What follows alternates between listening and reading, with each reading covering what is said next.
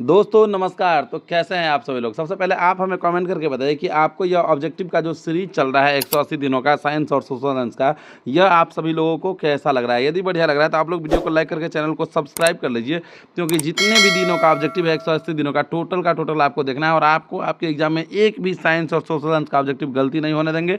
बस आपको जो है एक एक करके टोटल जो सीरीज है उसको देखना होगा, ठीक है ना। तो यदि वीडियो अच्छा लगा तो आप लोग इस वीडियो को जो है अपने दोस्तों में शेयर भी कीजिएगा।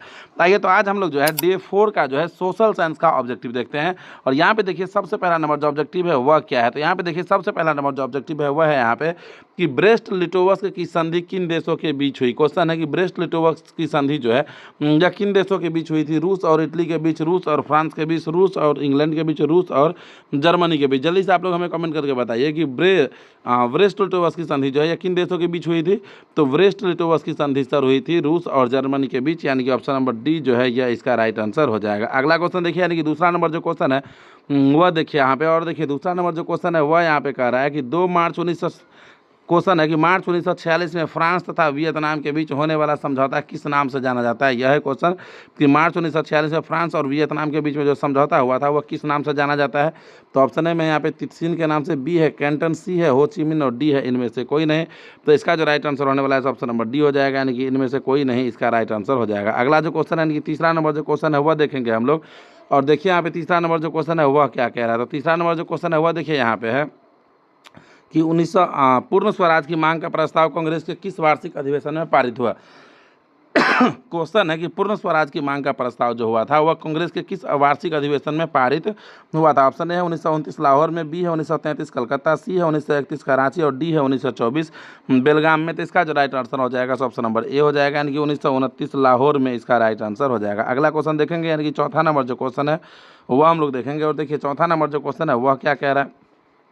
तो चौथा नंबर जो क्वेश्चन है वह है कि वल्लभ भाई पटेल को सरदार की उपाधि किस किसान आंदोलन के दौरान दी गई। क्वेश्चन है कि सरदार वल्लभ भाई पटेल को सरदार की उपाधि जो है वह किस किसान आंदोलन के दौरान दी गई थी। बारदोली या अहमदाबाद या खेरा या चंपारण। तो वल्लभ भाई पटेल को सरदार की उपाधि जो दिया गया था वह दिया गया था बारदोली किसान आंदोलन के दौरान, यानी कि ऑप्शन नंबर ए जो है यह इसका राइट आंसर हो जाएगा। अगला क्वेश्चन जो है यानी कि पांचवा नंबर जो क्वेश्चन है वह देखिए यहाँ पे क्या कह रहा है। तो पांचवा नंबर जो क्वेश्चन है वह है यहाँ पे कि भारत के लिए पहला फैक्ट्री एक्ट कब पारित हुआ। ऑप्शन ए है 1838 में, बी है 1858, सी है 1881 और डी है 1911 में। तो इसका जो राइट आंसर होगा ऑप्शन नंबर सी हो जाएगा, यानी कि 1881 इसका राइट आंसर हो जाएगा। अगला जो क्वेश्चन है वह देखिए यहाँ पे है छठा नंबर की पूंजीपति वर्ग के द्वारा किस वर्ग का शोषण हुआ। क्वेश्चन है कि पूंजीपति वर्ग के द्वारा किस वर्ग का शोषण हुआ। यहाँ पे देखिए ऑप्शन ए में श्रमिक वर्ग का, बी है मध्यम वर्ग का, सी है कृषक वर्ग का और डी है इनमें से सभी वर्गों का। तो इसका जो राइट आंसर होने वाला है ऑप्शन नंबर सी हो जाएगा, यानी कि कृषक वर्ग का इसका राइट आंसर हो जाएगा। अगला क्वेश्चन देखेंगे हम लोग, यानी कि सातवां नंबर जो क्वेश्चन है वह देखेंगे। और देखिए सातवां नंबर जो क्वेश्चन है वह कह रहा है कि आधुनिक युग में अर्थव्यवस्था के क्षेत्र में होने वाले सबसे बड़ी क्रांति कौन सी थी। क्वेश्चन है कि आधुनिक युग में अर्थव्यवस्था के क्षेत्र में होने वाला सबसे बड़ी क्रांति जो है वह कौन सी थी। तो ऑप्शन ए में है वाणिज्य क्रांति, बी में है औद्योगिक क्रांति, सी में है साम्यवादी क्रांति और डी में है भौगोलिक क्रांति। तो इसका जो राइट आंसर हो जाएगा ऑप्शन नंबर बी हो जाएगा, यानी कि औद्योगिक क्रांति इसका राइट आंसर हो जाएगा। अगला जो क्वेश्चन है वह हम लोग देखेंगे। आठवां नंबर जो क्वेश्चन है वह देखेंगे। और देखिए आठवां नंबर जो क्वेश्चन है वह है यहाँ पे कि भूमंडलीकरण की शुरुआत किस दशक में हुई। क्वेश्चन है कि भूमंडलीकरण की शुरुआत जो है वह किन दशक में हुई थी। तो जल्दी से आप बताइए कि भूमंडलीकरण का शुरुआत जो है वह किन दशक में हुआ है।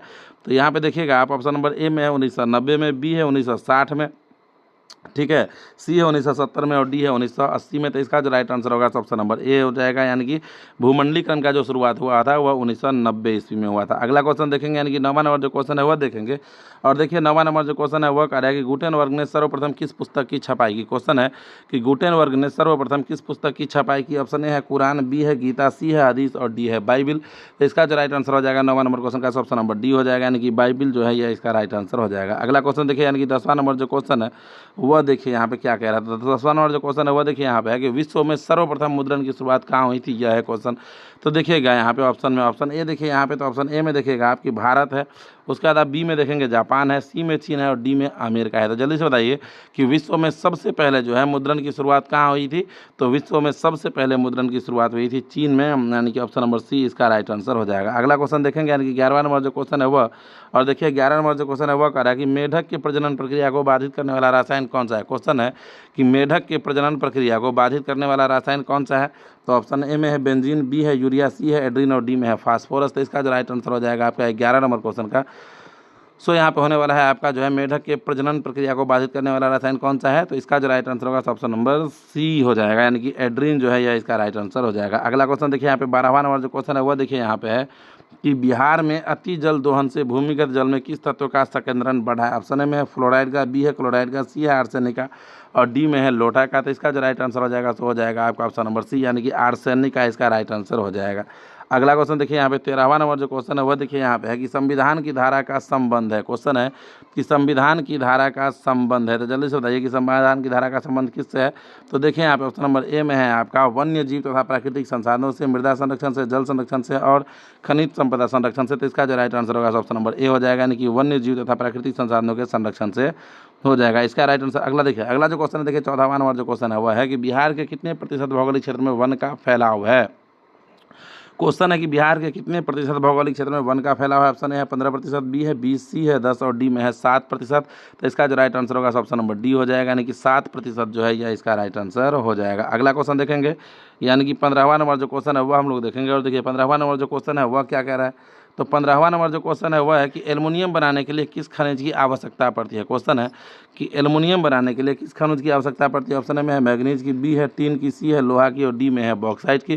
तो इसका जो राइट आंसर होगा ऑप्शन नंबर डी हो जाएगा, यानी कि बॉक्साइट की इसका राइट आंसर हो जाएगा। अगला जो क्वेश्चन है यानी कि 16वां नंबर जो क्वेश्चन है वह देखिए यहाँ पे है कि भारत के किस राज्य में सौर ऊर्जा के विकास की सर्वाधिक संभावनाएं हैं। क्वेश्चन है कि भारत के किस राज्य में सौर ऊर्जा के विकास की सर्वाधिक संभावनाएं हैं। ऑप्शन ए में असम, बी है अरुणाचल, सी है राजस्थान और डी है मेघालय में। तो इसका जो राइट आंसर होगा ऑप्शन नंबर सी हो जाएगा, यानी कि राजस्थान में जो है सौर ऊर्जा के विकास का सर्वाधिक संभावना है। अगला क्वेश्चन देखिए यहाँ पे 17वां नंबर जो क्वेश्चन है वह है आपका कि निम्नलिखित में से कौन छोटे पैमाने का उद्योग है। ऑप्शन है चीनी उद्योग, बी है कागज उद्योग, सी है खिलौना उद्योग और डी में है विद्युत उपकरण उद्योग। तो इसका जो राइट आंसर होगा ऑप्शन नंबर सी हो जाएगा, यानी कि खिलौना उद्योग जो है सबसे छोटे पैमाने का उद्योग है। अगला क्वेश्चन देखिए 18वां नंबर जो क्वेश्चन है वह है कि देश में कितने विशेष आर्थिक क्षेत्र विकामीन है। क्वेश्चन है कि देश में कितने विशेष आर्थिक क्षेत्र है जो विकामीन है। ऑप्शन ए में है 10, बी में है 7, सी में है 15 और डी में है 5। तो इसका जो राइट आंसर हो जाएगा आपका 18 नंबर क्वेश्चन का ऑप्शन नंबर डी हो जाएगा, यानी कि 5 इसका राइट आंसर हो जाएगा। अगला क्वेश्चन देखेंगे, यानी कि 19वां नंबर जो क्वेश्चन है वह हम लोग देखेंगे। 19वां नंबर जो क्वेश्चन है वह है कि बिहार की सीमा में रेल मार्ग की कुल लंबाई कितनी है। क्वेश्चन है कि बिहार के सीमा में रेल मार्ग की कुल लंबाई कितनी है, जल्दी से बताइए। तो ऑप्शन ए में 6283, बी में 5243। बताइए सी और डी का जरूरत है नहीं है, क्यों? क्योंकि बिहार की सीमा में रेल मार्ग की कुल लंबाई जो है वह 6283 है। ऑप्शन नंबर ए हो जाएगा इसका राइट आंसर। अगला क्वेश्चन देखिए यहाँ पे 20वां नंबर जो क्वेश्चन है वह यहाँ पे है कि तल चिन्ह की सहायता से किसी स्थान विशेष की मापी गई ऊंचाई को हम लोग क्या कहते हैं। तो तल चिन्ह की सहायता से किसी स्थान विशेष की मापी गई ऊंचाई को हम लोग स्थानिक ऊंचाई कहते हैं, यानी कि ऑप्शन नंबर ए जो है यह इसका राइट आंसर हो जाएगा। तो कमेंट करके बताइए कि आपको ये वीडियो कैसा लगा, और हाँ यह भी कमेंट करना नहीं भूलिएगा कि आप हमें बिहार के किस डिस्ट्रिक्ट से देख रहे हैं। और यदि वीडियो अच्छा लगा है तो वीडियो को लाइक करके चैनल को सब्सक्राइब तो कर ही लीजिए।